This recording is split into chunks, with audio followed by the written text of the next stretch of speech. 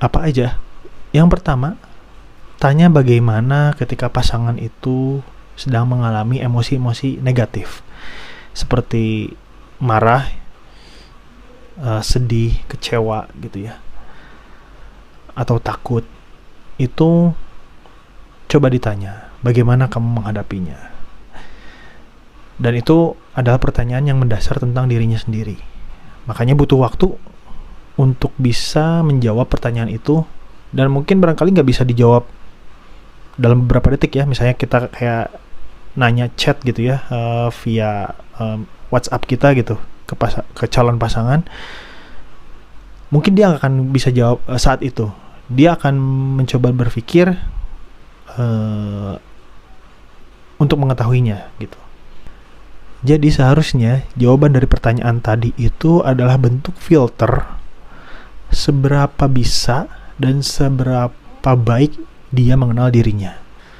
Setidaknya untuk fase yang nantinya akan dijalani hidup bersama dia gitu kelak di masa depan.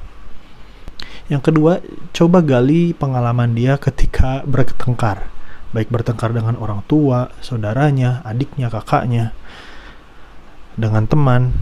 Itu dia cenderung seperti apa. Dan ini bukan soal salah atau benar ya. Misalnya kan berantem juga nggak harus bentuknya tonjok-tonjokan ya. Tapi kalau dia berantem itu, state-nya dia itu seperti apa, posisinya dia itu seperti apa. Dan inilah yang akhirnya saya alami gitu ya. Walaupun usia pernikahan saya masih terbilang masih muda ya. Ini adalah hal yang sangat men-trigger di dalam pernikahan. Sehingga kalau kita tidak berupaya untuk bertanya dari awal, dan kita mengukur kesanggupan kita untuk bisa menerima pasangan kita, itu jatuhnya malah ya jadi bumerang nantinya untuk kita. Yang ketiga, saya akhirnya menyadari pernikahan itu memang wadah inner child satu sama lain. Makanya inner child itu sebenarnya ada dua ya. Ada inner child yang positif, ada inner child yang negatif. Nah mungkin sudah banyak lah orang-orang yang membahas bahwa inner child negatif itu seperti apa ya.